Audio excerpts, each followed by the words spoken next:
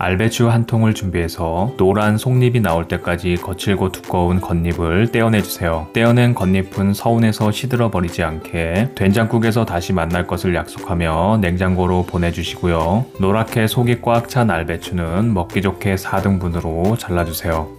잘라놓은 알배추를 이대로 사용해도 되지만 그러면 마음 한구석에 왠지 모를 찜찜함이 남을 수 있으니까 깨끗한 찬물에 담가 흔들어 씻은 후에 흐르는 물에도 한번 씻어서 알배추는 물론 내 마음까지도 한결 가볍고 깨끗하게 만들어주세요. 이제 전자레인지용 찜기를 준비해주세요. 물론 찜손 냄비를 준비하셔도 좋습니다. 전자레인지용 찜기에 물 반컵을 부어주시고요. 깨끗하게 씻어놓은 알배추를 4분의 1씩 2개만 넣고 뚜껑을 닫아주세요.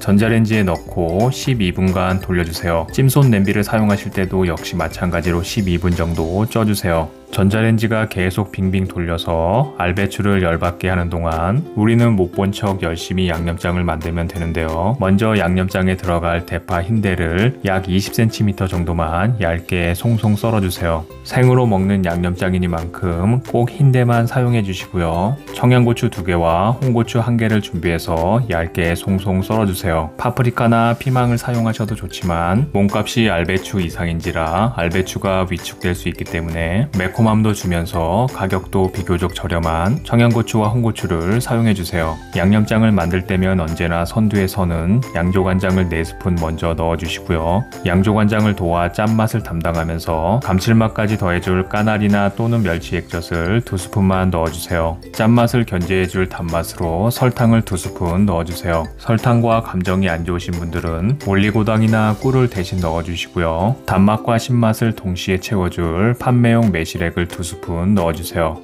식초도 2스푼 넣어서 새콤함으로 입맛을 돋궈주세요. 이제 여기에 액젓의 비린맛 같은 잡맛을 잡고 전체적인 풍미를 올려줄 맛술을 2스푼 넣어주시고요. 짠맛을 중화시키기 위해 물 5스푼을 넣어서 농도를 묽게 해주세요. 당연히 들어가야 되는 다진 마늘도 1스푼 넣어주시고요. 얇게 송송 썰어 놓았던 대파 흰대 부분도 지금 넣어주세요. 언제나 붙어 다니는 청양고추와 홍고추 사이좋게 같이 넣어주시고요. 마지막으로 후춧가루를 2꼬집 정도만 톡톡 털어 넣은 후에 잘 섞어서 양념장을 완성시켜주세요. 이제 12분간 쪄진 알배추를 꺼내주세요. 전자레인지가 제대로 열받게 해서 숨이 죽고 부드럽게 잘 쪄졌는지 확인한 후에 도마에 올려서 먹기 좋게 4등분으로 잘라주세요. 배운 사람답게 꼭지 부분까지 자르는 센스를 보여준 후에 접시에 옮겨 담아주세요. 만들어 놓았던 양념장을 한 번 더 잘 저어서 섞은 후에 알배추 위에 뿌려주세요. 접시 바닥에 양념장이 흥건해질 정도로 넉넉하게 뿌려주세요. 이제 정말 맛있지만 간단한 알배추찜이 완성됐습니다.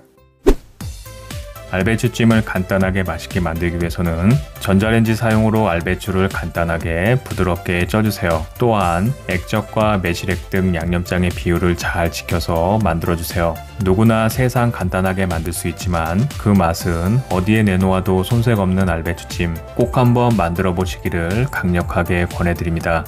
그럼 시청해주셔서 감사합니다.